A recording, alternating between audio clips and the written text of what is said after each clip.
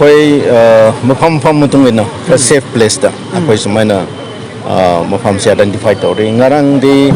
asomda korenge duge area da standard miyam da puthok miyam se relief camp se hangang cricket stadium da akhoi ayamba sumaina du da relief camp na hange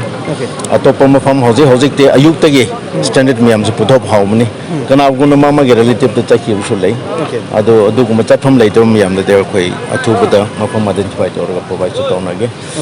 asi haina hojik miyam da ya appeal to ni mama khate le asi infal the major terrain manga le hojik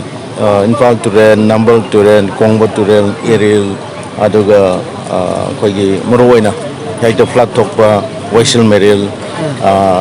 naganala simiyam se encroachment si yaman ke ba torrent si yam khura ising chen pham leitra adu dagi nong se sumaina la pakanda ising se dum overflow hekto adu lekai myam se hekto na program yam ba khoi pil tor la kuni torrent si yam changsing be guno according to khoi ge flood zone area ge egg mutung etna 70 kilometer mayai dagi 70 feet I mean I'm sorry 70 feet torrent mayai dagi both sides yes yum paloi dobne aduga lam khotoloi dobne occupy toroi dobne adu ngasi pawbade praja singge cooperation si yam wate aduna chehi khuding da nongkhra hena tabo chehi da dum flat da face torolai aduna miyam cooperation pidradi ase government rotational later so solution se later praja na cooperation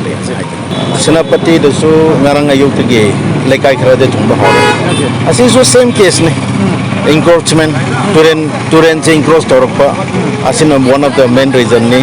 deforestation another reason ne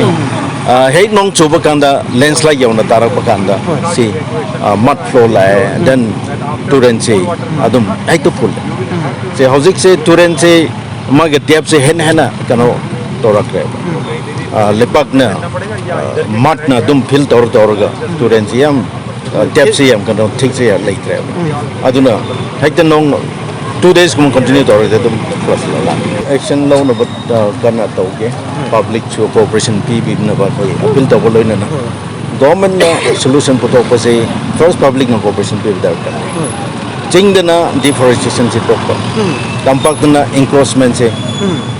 akoi government na si phawle changbi ade haiba kanda government public na cooperation piraga matung manaw da sigum problem face to na cooperation pb na ba to akoi akan ba sen da lokan ngai to